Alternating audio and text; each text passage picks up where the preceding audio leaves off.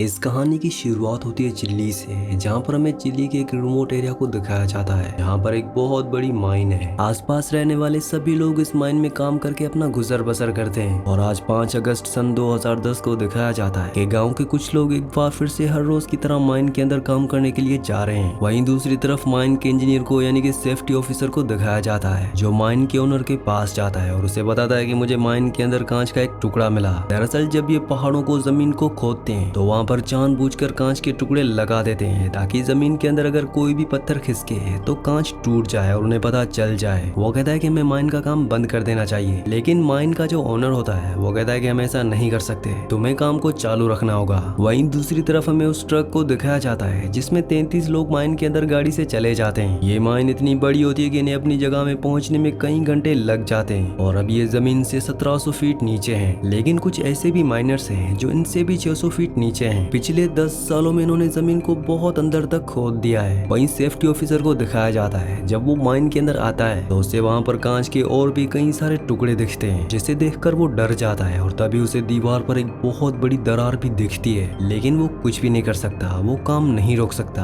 क्योंकि ओनर्स ने ऑर्डर दिए होते हैं कि काम चालू रखना होगा। अब जमीन से 1700 फीट नीचे है, जहाँ पर 33 माइनर्स काम कर रहे होते हैं, तभी अचानक वहाँ पर जमीन हिलना शुरू हो जाती है। सब के सब पूरी तरह से घबरा जाते हैं। सेफ्टी ऑफिसर यहाँ पर आता है और उन सबको गाड़ी में बैठाता है और यहाँ से निकालने की कोशिश करता है, लेकिन तभी आगे चट्टान गिरने की वजह से जिस रास्ते से ये बाहर जा सकते थे वो पूरी तरह से बंद हो जाता है। अब इन्हें कुछ भी समझ नहीं आता कि इन्हें क्या करना चाहिए। अभी ये डिसाइड करते हैं कि इन्हें 600 फीट और नीचे जाना चाहिए, जहाँ पर दूसरे माइनर्स काम कर रहे हैं, क्योंकि वहाँ से भी निकलने का एक रास्ता होता है। ये अपनी गाड़ी को उस तरफ मोड़ लेते हैं, लेकिन तभी ये देखते हैं कि 2 और माइनर्स हैं जो गाड़ी के पीछे भाग रहे होते हैं। इन्हीं में एक होता है जिसका नाम मारियो है। मारियो उन दोनों के हाथ को पकड़कर ऊपर खींच लेता है और अब ये जब 600 फीट और नीचे जा रहे होते हैं तभी इनके सामने एक दूसरी गाड़ी आ जाती है, जो उन माइनर्स की गाड़ी होती है जो उनसे 600 फीट नीचे काम कर रहे थे। दरअसल वहाँ भी चट्टान गिरने की वजह से वहाँ का जो रास्ता था वो पूरी तरह से ब्लॉक हो चुका था और अब इनके सामने जो सड़क होती है वो भी फटना शुरू हो जाती है। इसीलिए सब के सब अपनी जान बचाकर गाड़ी से उतर कर किनारे हो जाते हैं और इससे पहले कि ये कुछ समझ पाते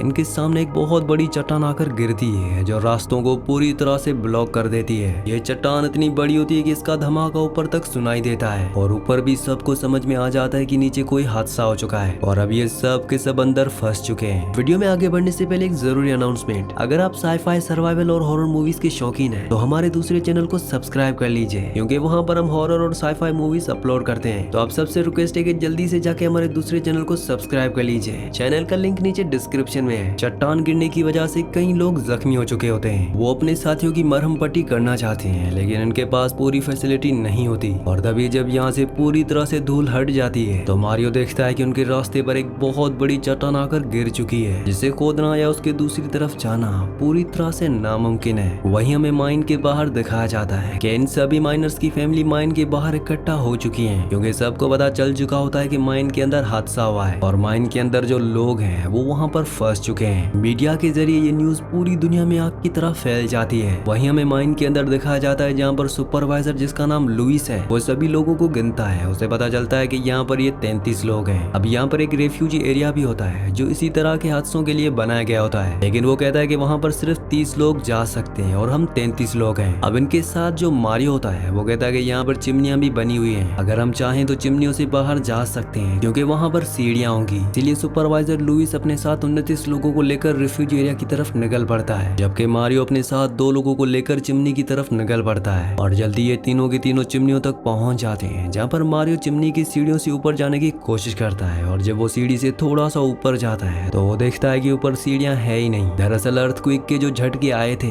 शायद उस वजह से सीढ़ियां पूरी तरह से टूट चुकी हैं और अब ये तीनों के तीनों यहाँ पर हताश हो जाते हैं। वहीं 30 लोगों को दिखाया जाता है जो रिफ्यूजी एरिया तक पहुंच जाते हैं। वहाँ पर वो देखते हैं कि उनके लिए खाने की सप्लाई वहाँ पर बहुत कम होती है और ना ही इनके पास दवाइयाँ होती है और अब मारियो भी अपने साथियों के साथ उसी रिफ्यूजी एरिया में पहुंच जाता है। इन सबको नहीं पता कि इन्हें कोई यहाँ पर बचाने आएगा भी कि नहीं, क्योंकि ये सब के सब जमीन से बहुत नीचे होते हैं। अब जब ये सब अपनी सोचों में डूबे होते हैं कि तभी एक बार फिर से यहाँ पर जमीन हिलना शुरू हो जाती है। सबकी सांसें थम जाती हैं। इन्हें लगता है कि अब इनकी जिंदगी का अंत आ चुका है। इन्हें अपने आगे अंधेरे के अलावा और कुछ भी नहीं दिखता और ये सब के सब गॉड से प्रेयर करते हैं और तभी अर्थक्वेक अपने आप ही रुक जाता है। वहीं माइन के बाहर दिखाया जाता है जहाँ पर इन 33 लोगों की फैमिली पुलिस वाले आ चुके हैं। वो माइन के लोगों से ऑफिसर से पूछना चाहते हैं कि अंदर क्या हो रहा है, लेकिन वो अपनी गन निकाल कर उन सबको भगाने की कोशिश करते हैं। पर वो लोग वहाँ से नहीं जाना चाहते क्योंकि उनके अपने माइन के नीचे फंसे हुए हैं, इसलिए ये वहाँ पर शोर करना शुरू कर देते हैं और बाहर पूरी रात खड़े रहते हैं। अगली सुबह हमें एक माइन ऑफिसर को दिखाया जाता है जो चिल्ली के प्रेसिडेंट के पास जाता है और उन्हें बताता है कि माइन के अंदर कई लोग फंस चुके हैं, हमें उनकी मदद करनी चाहिए। प्रेसिडेंट कहता है कि ये काम माइन के ओनर्स का है। दरअसल ये सारी की सारी माइंस प्राइवेट होती हैं, लेकिन माइन ऑफिसर कहता है कि उनके पास इतनी एडवांस मशीनें नहीं है जिससे वो लोगों को बचा सकें। आपको उनके लिए कुछ करना चाहिए। अगर आप उन सभी लोगों को बचा लेते हैं तो इंटरनेशनली आपका नाम होगा, क्योंकि ये खबर पूरी दुनिया में फैल चुकी है। प्रेसिडेंट को माइन ऑफिसर की ये बात सही लगती है और वो कहता है कि तुम उन्हें बचाने के लिए कुछ भी करो। अगली सुबह दिखाया जाता है कि माइन ऑफिसर उस माइन के बाहर पहुंच जाता है जिस माइन के अंदर 33 लोग फंसे हुए हैं। वहाँ पर वो उन सभी की फैमिलीज को यकीन दिलाता है कि वो उन सबको बचा लेंगे। और अब वो अंदर माइन के ओनर के पास जाता है और कहता है कि हमें उन 33 लोगों को बचाना होगा, लेकिन माइन का ओनर कहता है कि ऐसा नहीं हो सकता, अंदर बहुत बड़ा हादसा हुआ है, मुझे नहीं लगता कि अंदर कोई भी बचा होगा। और जिस जगह जमीन की जिस गहराई पे वो सब काम कर रहे थे वहाँ तक पहुँचना पूरी तरह से नामुमकिन है। वैसे भी वहाँ पर सिर्फ 3 दिनों का खाना है और हमें वहाँ पहुँचने में कई महीने लग जाएंगे, और तब तक अगर हम वहाँ पहुँच भी गए तो वो सब के सब भूख से मर चुके होंगे। और अब मिनिस्टर ऑफ माइन यानी कि माइन ऑफिसर को भी यकीन हो जाता है कि माइन का जो ओनर कह रहा है वो बिल्कुल सही कह रहा है। वो बाहर जाता है और लाउड स्पीकर पर सबको कहता है कि हम इस ऑपरेशन को शुरू नहीं कर सकते क्योंकि अंदर कोई भी जिंदा नहीं होगा। और तभी एक लेडी जिसका भाई नीचे माइन में फंसा होता है वो इस ऑफिसर को एक जोरदार थप्पड़ मारती है, क्योंकि उसे अभी भी यकीन है कि उसका भाई नीचे जिंदा है। और यहाँ पर जितने भी लोग होते हैं वो सब के सब चिल्लाना शुरू कर देते हैं। वो सब इस मिनिस्टर ऑफ माइन से कहते हैं कि हमारे रिश्तेदारों को, हमारे अपनों को बचा लो। माइन ऑफिसर जब उनकी ऐसी हालत देखता है तो तय करता है कि वो उन सब की मदद करेगा। और प्रेसिडेंट की मदद से यहाँ पर एक माइन इंजीनियर को बुलाया जाता है जो स्कैन करके माइन ऑफिसर को बताता है कि नीचे रेफ्यूज एरिया में 33 लोग फंसे हुए हैं। दरअसल एक बहुत बड़ी चट्टान गिरने की वजह से पूरी की पूरी माइन धंस चुकी है और अब हमें उन्हें ड्रिल करके ऊपर निकालना होगा। वही माइन के अंदर दिखाया जाता है जो खाने के लिए एक दूसरे से लड़ रहे होते हैं। और तभी मारियो कहता है कि हम सबको खाना बचा कर खाना होगा, जब तक कि हमारे लिए यहाँ पर कोई मदद नहीं आ जाती तब तक हमें कम से कम खाना होगा। ये एक दिन में 2 घूंट दूध और एक 2 कुकीज खाकर ये अब सर्वाइव करना शुरू कर देते हैं। माइन के बाहर बहुत बड़ी ड्रिल मशीन को बुलाया जाता है ताकि ड्रिल करके उनसे कांटेक्ट किया जा सके, लेकिन यहाँ पर चट्टान इतनी ठोस होती है कि उस पर ड्रिल करने में इंजीनियर को बहुत तकलीफ होती है। उसकी कई ड्रिल्स टूट जाती हैं, लेकिन फिर भी वो दिन रात ड्रिल करता रहता है। माइन ऑफिसर ने यहाँ पर उन लोगों के रिश्तेदारों के लिए जिनके अपने लोग नीचे फंसे हुए हैं कैंप का भी इंतजाम कर दिया होता है, क्योंकि इनमें से कोई भी घर वापस नहीं जाना चाहता। वही रिफ्यूज एरिया में उन 33 लोगों को जब ड्रिल की आवाज सुनाई देती है तो वो सब के सब खुश हो जाते हैं। इन सब के अंदर बचने की एक उम्मीद जाग उठती है। धीरे धीरे वक्त बीतता है और उन्हें आज 12 दिन हो चुके हैं। 12 दिनों से लगातार ड्रिल हो रहा है और ड्रिल उस गहराई तक पहुंच जाता है जहां पर रेफ्यूजी एरिया है, लेकिन इन 33 लोगों की किस्मत बिल्कुल भी अच्छी नहीं होती,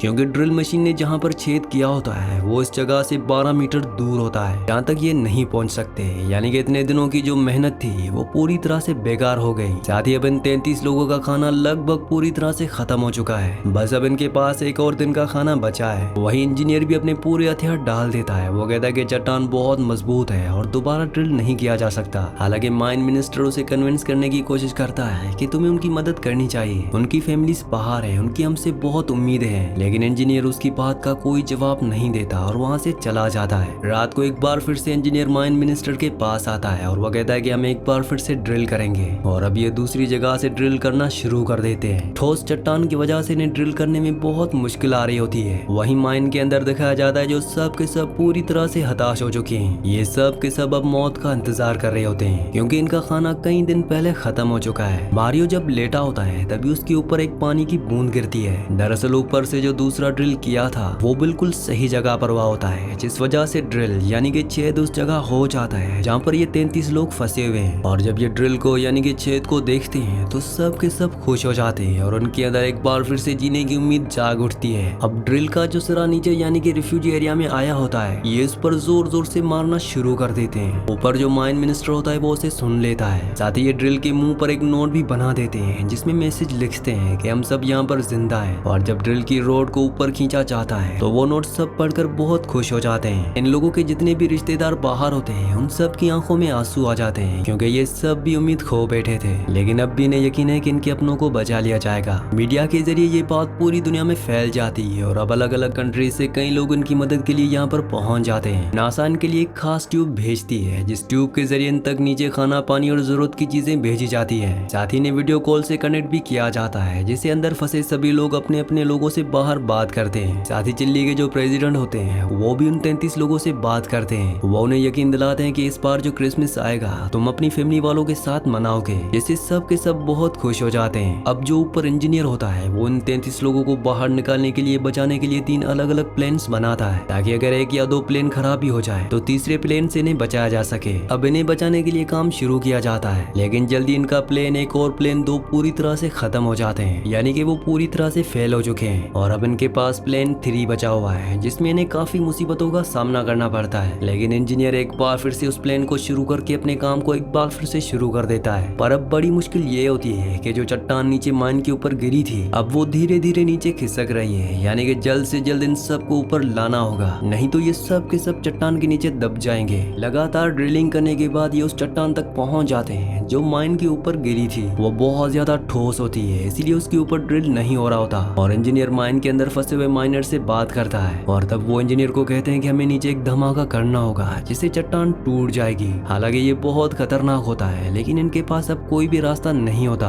और ये उस चट्टान पर एक धमाका करते हैं, जिसका मतलब ये है कि अब ड्रिल पूरी तरह से आर पार किया जा सकता है। आज इन सबको फंसे हुए यहाँ पर पूरे 59 दिन यानी कि लगभग 2 महीने हो चुके हैं। और 2 महीने के बाद नासा की उस कैप्सूल को, जो नासा ने इनको बचाने के लिए भेजा था, उस कैप्सूल को नीचे भेजा जाता है और पहला आदमी उस कैप्सूल में जाने के लिए तैयार हो जाता है। जाने से पहले वो बहुत ज्यादा इमोशनल होता है, क्योंकि उसने अपनी जिंदगी के 59 दिन यहाँ पर बिताए थे, उसके साथ ही अब भी वहाँ पर है। और उसके बाद उसे कैप्सूल में बिठाकर ऊपर खींचा जाता है, पर तभी अचानक रास्ते में कैप्सूल रुक जाता है, जिस वजह से कैप्सूल के अंदर उस माइनर को सांस लेने में बहुत तकलीफ होती है। लेकिन एक बार फिर से कैप्सूल को नीचे करके ऊपर खींचा जाता है, जिस वजह से वो आदमी बाहर आ जाता है और एक एक करके अगले 24 घंटों में सभी लोगों को यहाँ से बचाकर निकाल दिया जाता है। और इस तरह से इन 33 लोगों को, जिन्होंने जीने की उम्मीद पूरी तरह से खो दी थी, उन सबको बचा लिया जाता है। मौत का इस तरह से सामना करने के बाद अब इन सबको जिंदगी के मायने असल में पता चलते हैं। इन्हें पता चलता है कि जिंदगी में खाने की क्या वैल्यू होती है, अपने लोगों की क्या वैल्यू होती है, और जिंदगी का तोहफा जो खुदा ने हमें दिया है उस तोहफे की क्या वैल्यू है। हमें जिंदगी में हर एक पल को जीना चाहिए, ताकि भाग दौड़ की जिंदगी में हमेशा भागते रहना चाहिए। हालांकि ऐसा करने से कुछ लोग अपनी जिंदगी में अचीव तो कर लेते हैं, लेकिन वो जिंदगी जीना भूल जाते हैं। इसी सीन के साथ इस मूवी का सच्ची कहानी का एंड हो जाता है। अगली कहानी आप किस मूवी पर सुनना चाहते हैं मुझे नीचे कमेंट्स में जरूर बताना, क्योंकि मैं आपके कमेंट्स पढ़ता हूँ और आपके प्यारे प्यारे कमेंट्स का बहुत बहुत शुक्रिया।